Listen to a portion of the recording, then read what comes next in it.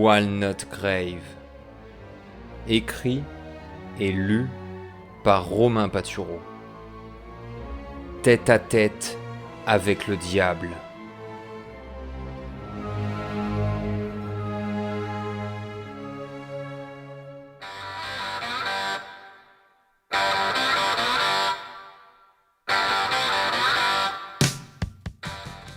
Kane était prêt.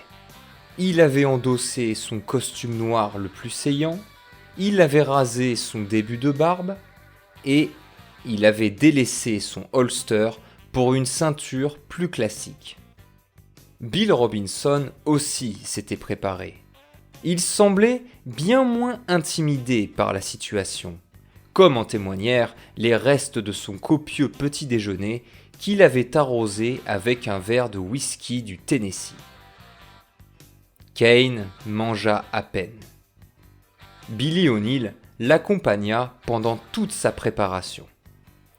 Sa simple présence féminine suffisait à apaiser ses craintes. Bill et Kane allaient rencontrer l'ancien maître de Walnut Grave. Malgré ses chaînes, Joe Sigel demeurerait un adversaire mental redoutable. Jerry espérait que le jeu de dupes qu'il avait organisé suffirait à le confondre. Mais Kane s'inquiétait davantage des réactions de Sigel, et surtout des réponses qu'il aurait à leur donner.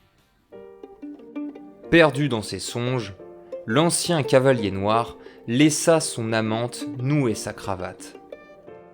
« Vous êtes tendu, monsieur le directeur. » Qui ne le serait pas ?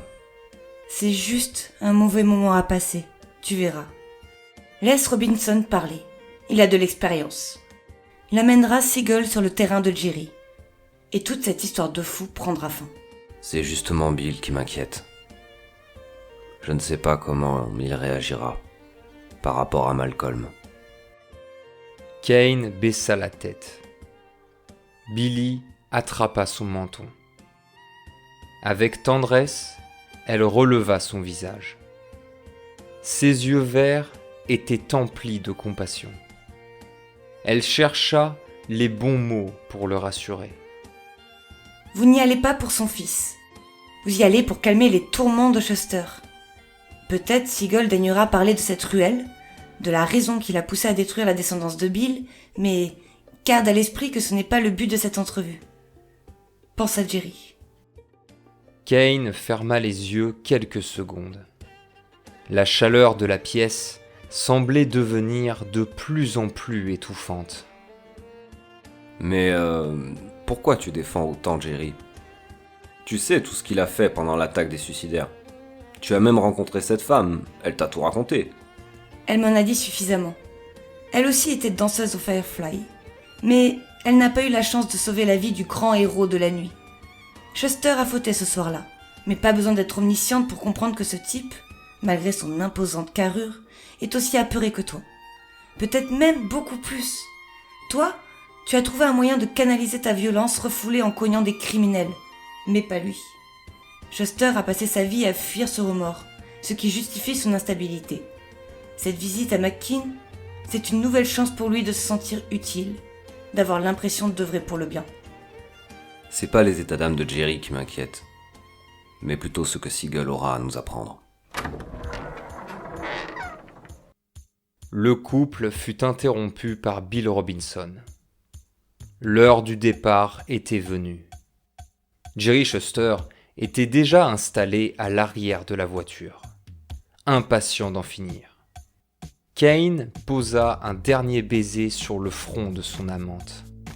Il retrouva ses camarades et quitta le domaine sous les yeux de Billy O'Neill.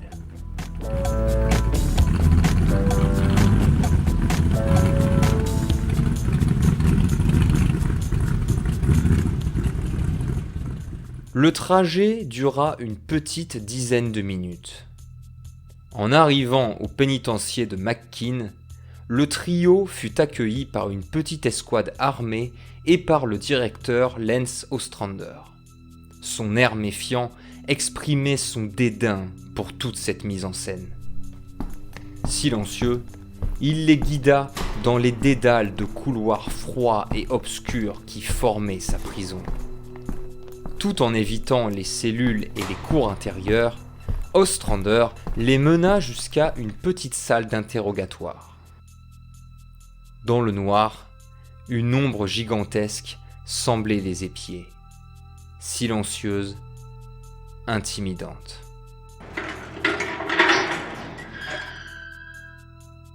Je vous donne 10 minutes.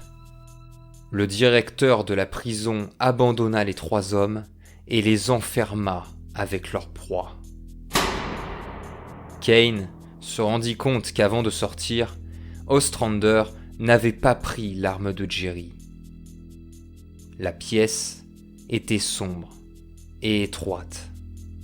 Les murs, gris et sales, semblaient se rapprocher lentement. Au centre, une table en métal était éclairée par une petite lampe au plafond. Sa lumière des plus austères peinait à atteindre les murs. Joe Siegel, les mains menottées, avait un regard sévère. Son visage était à moitié obscurci par la pénombre. Quand il prit place en face du criminel, son mentor à ses côtés, Kane sentit son cœur accélérer ses battements. L'ancien chef de la pègre n'avait pas changé malgré 6 mois d'enfermement. Il était toujours aussi colossal. Ses mains trapues semblaient trépigner d'en découdre. Son regard noir n'arrêtait pas de virevolter entre Kane, Bill et Jerry. Alors, Bill, après tout ce temps, c'est toi qu'ils ont envoyé ? Personne ne m'a envoyé. L'histoire qui nous concerne n'a plus d'importance aux yeux de la justice. J'ai toujours su qu'un jour ça arriverait, que tu viendrais me demander des comptes. J'ai même eu le temps de préparer un petit discours. Mais si nous sommes là pour parler de ce rat de Malcolm, qu'est-ce qu'ils foutent là, eux ? Avec ses yeux perçants, Siegel désigna Kane et Jerry. Si l'ancien cavalier noir s'était assis aux côtés de Bill, Jerry était resté en arrière, appuyé contre un mur dans le fond de la pièce. Le Red Jacket, pour ma sécurité, bien évidemment. Et Monsieur Miller, pour me border et s'assurer que je profite encore longtemps de ma pension de retraite. Après tout, je suis l'homme le plus riche de la ville. Et toi, à une époque pas si lointaine, tu me talonnais avec toute ton organisation. Ouais, c'est très bien vu. Malcolm m'avait déjà fait la même remarque. C'est pas ta fortune qui l'a sauvé. L'ancien cavalier noir s'attendait à de nombreuses piques de la part de Siegel. Il connaissait le plaisir qu'éprouvait le criminel à étourdir les esprits par la seule force des colibés. Pourtant, Bill Robinson conserva un rictus de défiance. Au vu du sourire en coin de Siegel, Kane comprit que leur adversaire avait parfaitement saisi que le vieux Bill serait plus coriace que prévu. Malcolm, c'était un drôle de type. Il était trop honnête pour les affaires, mais en même temps, il savait se montrer couillu quand il le fallait. La seule raison pour laquelle on n'a jamais saccagé son usine, c'est parce qu'en douce, il nous filait sa part des bénéfices tous les mois.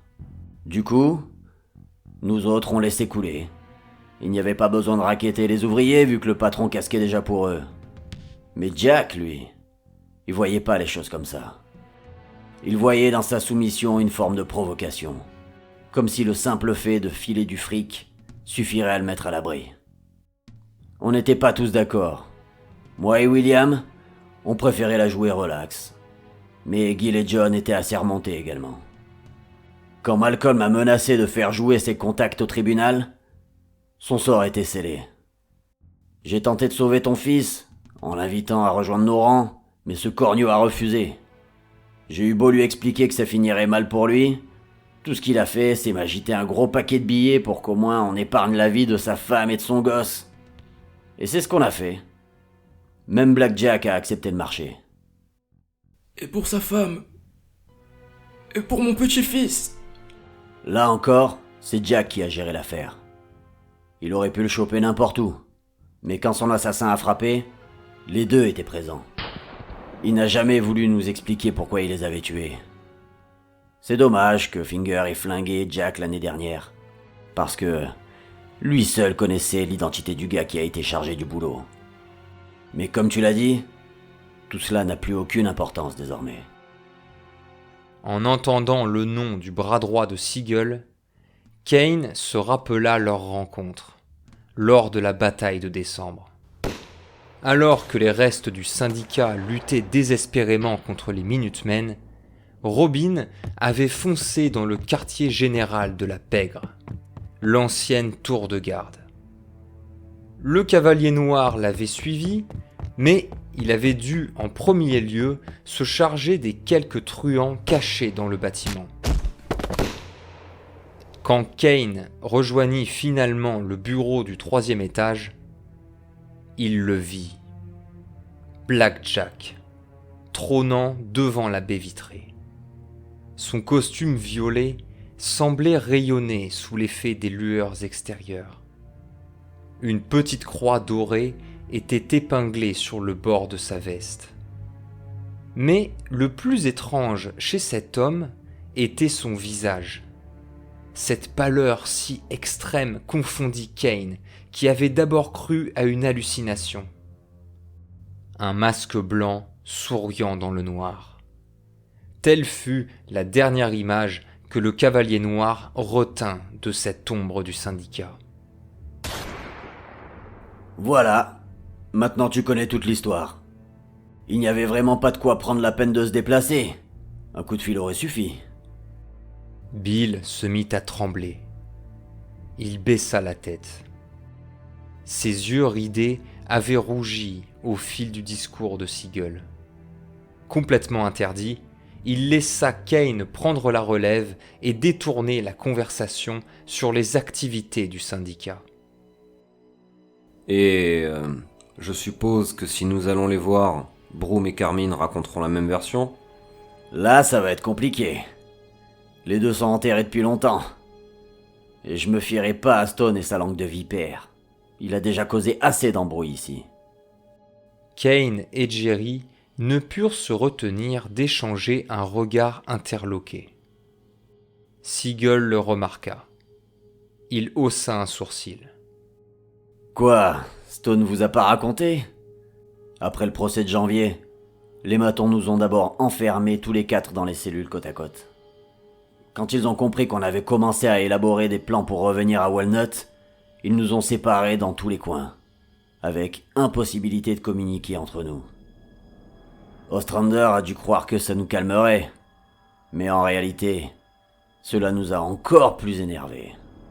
On s'est tous mis à jouer les chefs de gang, chacun de notre côté. C'était pas compliqué, vu que toutes les semaines, vous nous envoyiez des nouvelles recrues bien excitées. Très rapidement, McKean est devenu un champ de bataille avec son lot quotidien de morts suspectes. Gill fut le premier d'entre nous à partir. Les matons l'ont retrouvé pendu dans sa cellule un beau matin. Personne n'a pu expliquer d'où venait la corde, ni comment un type avec un bras dans le plâtre avait réussi ce tour de magie. Puis, Carmine a été retrouvée dans son lit, étouffée sous un oreiller. Là aussi, c'était pas compliqué de l'attraper avec son fauteuil roulant. Et je vous parle pas des cadavres retrouvés dans les douches et dans les chiottes, ni des bagarres à la cantine. William et moi, on était les derniers meneurs dans la prison. Étrangement, dès qu'un autre chef émergeait, il disparaissait tout aussi vite. Quand Mandrake est arrivé en mars, il a aussitôt tenté de rallier des gars à sa cause. Le pauvre, il y croyait réellement à son délire racial. 3 jours après son incarcération, le gang des suicidaires lui a réglé son compte. Au mois d'avril, eux aussi ont essayé de se faire la malle. Ils ont provoqué une émeute pour couvrir leur fuite. Dans la bagarre, on raconte que Stone aurait sauvé la vie d'Ostrander alors que les bannières l'encerclaient. C'est ce sauvetage qui a permis de mater la rébellion, envoyant au cimetière tous les suicidaires alors qu'ils essayaient d'ouvrir la porte principale. L'enquête les a désignés comme responsables du carnage, mais personne n'a songé à demander comment ils avaient fait pour sortir de leur cage. Aujourd'hui, tout est calme. Les criminels sont de plus en plus nombreux à retourner à Walnut Grave. Et moi, je règne sur cette prison. C'est pas la retraite idéale, mais à choisir, je préfère rester ici que de retourner dans une ville où les justiciers sont plus vindicatifs que les truands. Kane et Jerry avaient été attentifs à chaque mot de l'ancien parrain. Ils avaient épié le moindre sous-entendu. Mais l'ancien cavalier noir eut beau y réfléchir, il ne trouva aucun signe d'un quelconque désir de revanche. Le syndicat des travailleurs n'existait plus, et Siegel semblait avoir accepté son destin. Malgré sa haine toujours présente envers les Minutemen. Maintenant, à mon tour de poser des questions. Il va falloir encore combien de temps avant que toi et les autres cornes vertes vous acceptiez le fait que vos héros sont en train de lentement nous remplacer? Bill Robinson releva la tête. Il écarquilla ses yeux en larmes. Jerry répliqua aussitôt. Tu peux répéter ? Allons, ne fais pas l'innocent, Shuster. C'est pas parce que je suis en tôle que j'en suis devenu sourd. Je sais ce qui arrive à Walnut Grave. Des suicides étranges, des morts qui n'en ont pas l'air, des prisonniers relâchés par wagons entiers. J'ai l'impression d'être venu à la belle époque, quand moi, Oswald et Thomas ont dominé cette ville. À la différence qu'aujourd'hui, rien n'est de notre fait. Allez dire ça à mon poulain. Quand Stone est arrivé à Walnut Grave, il a eu le choix entre le manchot, la cabale ou moi. S'il est venu me rejoindre, c'est uniquement parce qu'il savait qui avait le plus de pouvoir. Stone est un suiveur.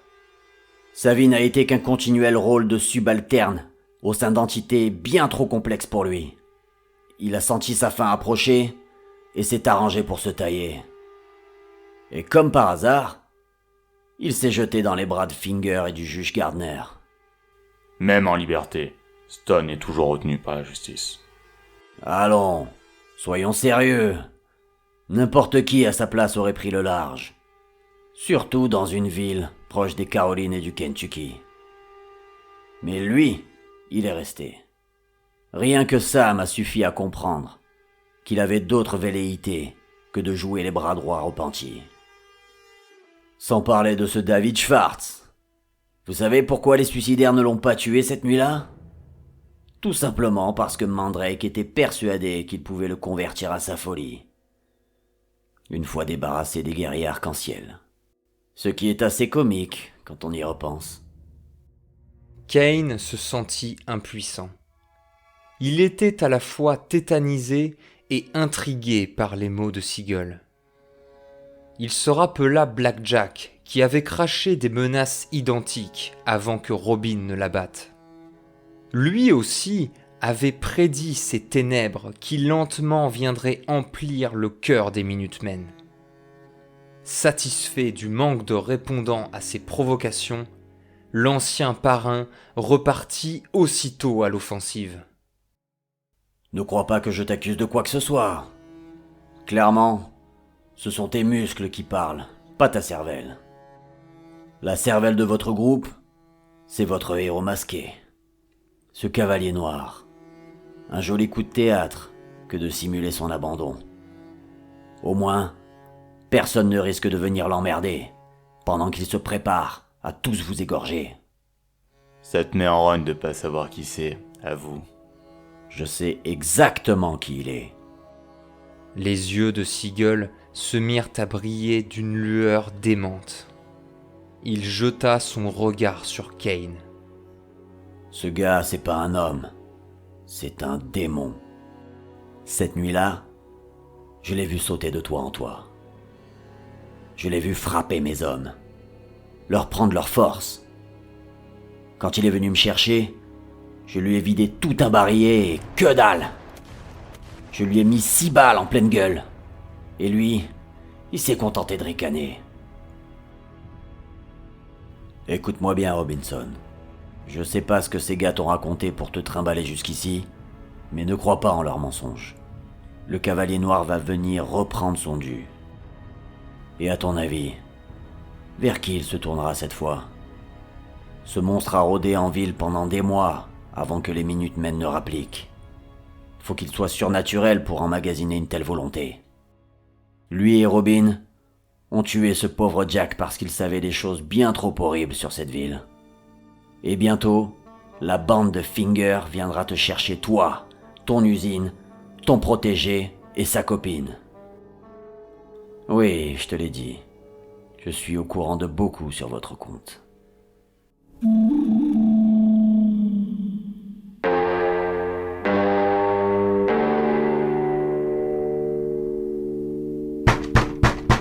Un tambourinement provenant de la porte fit sursauter le groupe.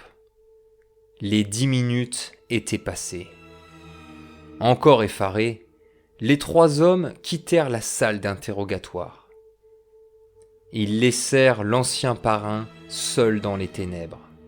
Son sourire sadique les suivit jusqu'à la fermeture de la porte. Tout en restant muet, le trio longea les étroits couloirs de la prison jusqu'à la sortie. Ostrander leur adressa un simple hochement de tête en guise d'adieu et les laissa quitter sa forteresse.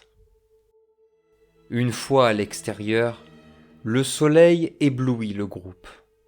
La chaleur s'imprégna rapidement sous leurs vêtements. Perdu dans sa réflexion, Kane alluma une cigarette. Il laissa le tabac envahir ses poumons et apaiser son esprit. Jerry resta à côté de lui. Bill s'installa dans la voiture. Tu avais raison. C'était une mauvaise idée. Je suis désolé de vous avoir entraîné là-dedans. Au contraire. Même si on ne sait toujours pas d'où vient la menace, désormais nous savons d'où elle ne vient pas. Vous l'avez pas écouté? Ce type a tout laissé tomber. Il a passé les derniers mois à se cogner avec ses anciens complices. Le syndicat est définitivement mort. Stone a senti que son tour approchait, alors il s'est arrangé pour sortir de cet enfer, c'est tout. Siegel est trop occupé à assurer sa survie derrière les barreaux pour préparer une quelconque résurrection de son ancien pouvoir. Tu t'es effectivement bien planté. La menace ne vient pas du syndicat. Attends. Tu n'envisages quand même pas que le coupable soit l'un d'entre nous? Même si ce n'est pas le cas, il y a quand même des signes avant-coureurs. Kane songea à tous ses camarades. Il pensa en premier à Robin, entouré de William Stone et de David Schwartz. Puis, ce fut le tour de Martin, qui affichait depuis quelque temps une tendance à simplifier les affaires criminelles. Harry aussi était sorti blessé de son altercation avec le shérif. Son jeune esprit se perdait chaque jour un peu plus dans ses théories alarmistes. Et même Charlène ne cachait pas sa colère face à la population de Walnut Grave qui avait voulu la conduire au tribunal. J'aime pas ton regard. Arrête de chercher à corroborer la parano de ce gars. C'est une épave, tu l'as vu. Le syndicat est mort. Oui, je me suis planté, désolé. Écoute, il y a 2 ou 3 malades qui s'amusent à répandre le chaos en ville, c'est tout. On va les coincer et tout sera terminé. Quand est-ce que tu vas regarder la réalité en face? Nous sommes ces 2 ou 3 malades. On a tous un passif peu élogieux et on a tous fait des choses dont on n'est pas fier. Moi, jamais. Toujours assis dans la voiture, Bill se redressa de son siège. Monsieur Chester, vous avez chassé des Indiens. Moi, j'ai tué des tuniques bleues. Je sais comment ça se passe. Le gouvernement a beau déguiser la vérité à sa guise, on est parfaitement au courant des atrocités commises. C'était une autre époque. Et moi non. Tu n'étais même pas de ce monde, que je tuais déjà des enfants par paquet. J'ai même gardé mon revolver avec la devise de la Confédération gravée dessus. La seule différence entre tes guerres et la mienne, c'est que toi, au moins, tu étais dans le camp des vainqueurs. Et cette fille que tu as brutalisée, c'est arrivé alors que Robin manquait de finir à la morgue. Ça aussi, c'était une autre époque. Tu es au courant? Comment? Les femmes, tu sais, ça cogite pas mal ensemble. Cette fille, c'était une ancienne danseuse du Firefly. Il n'a pas fallu longtemps avant que Billy vienne m'en parler. Et malgré ça, Jerry, elle semble te vouer une confiance assez étrange. Aussi, je lui ai promis de ne pas révéler cette affaire à quiconque, surtout pas à Robin. Écoute, je ne sais pas. Comme tu l'as dit, c'est passé. On a des questions bien plus urgentes à traiter. Si l'un des nôtres s'est décidé à se lancer dans une petite vengeance personnelle, il faut y mettre un terme avant que les choses ne s'enveniment. Kane, aucun d'entre nous... Tâchons de rester objectifs. Les bons candidats, au vu des récents événements, seraient Martin, Harry, toi, Rob et... Et vous, Monsieur Miller? Et pas Charlène? Non, surtout pas Charlène. Pourquoi? Parce que c'est une femme? Exactement. Parce que c'est une femme. Est-ce que tu as déjà lu Conan Doyle? C'est qui ça encore? Venez au manoir, j'en ai des étagères entières. Arthur Conan Doyle. C'est un Britannique. Son personnage phare, c'est un génie de la déduction, le détective parfait. Dans un de ses romans, il lui a fait affronter un adversaire qui lui ressemblait en tout point, une sorte d'alter ego voué au crime. Et si dans notre cas, il s'agissait d'une seule et même personne? Je vois toujours pas où tu veux en venir. Comploter, préparer un plan d'attaque, c'est pas le genre de choses que tu improvises en solo. Il te faut des soutiens, des complices acquis à ta cause, comme Mandrake. Et parmi nous, il n'y a que Robin, Martin et moi à avoir suffisamment d'influence pour prétendre à un pareil soulèvement.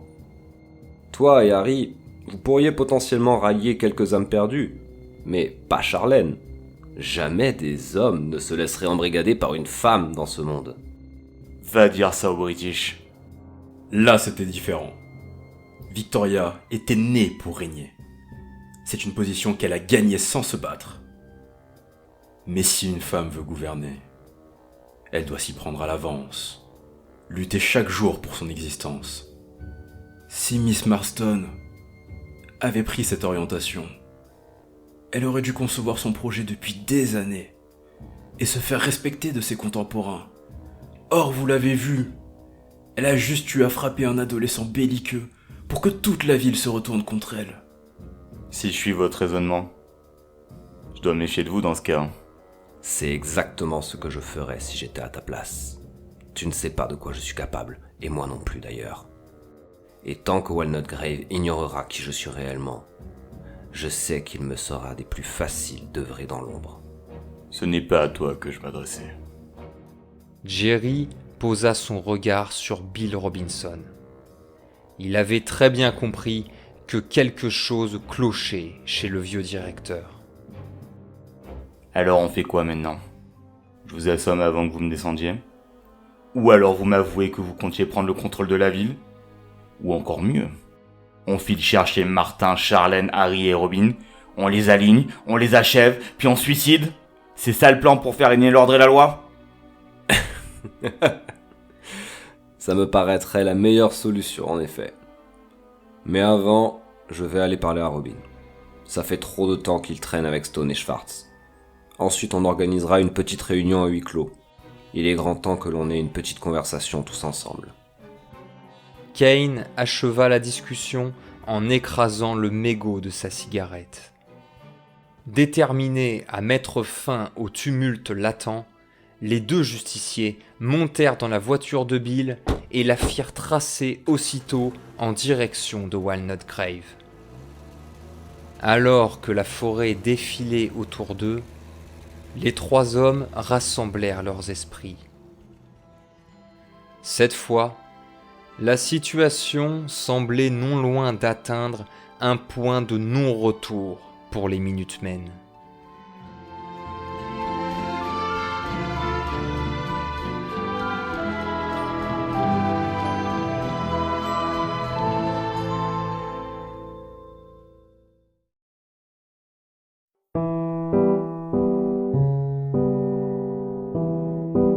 Attends David, que je comprenne bien. Kane et Jerry, à McKean? Avec Robinson. Ça a duré un bon quart d'heure. Puis ils sont restés à s'embrouiller dehors. À part Seagull, je vois pas qui ils auraient pu aller rencontrer. Tu pourras leur demander quand ils seront là, Doc. Ils étaient pas loin derrière moi quand je suis revenu. Oh, qu'est-ce que tu fous, Kane?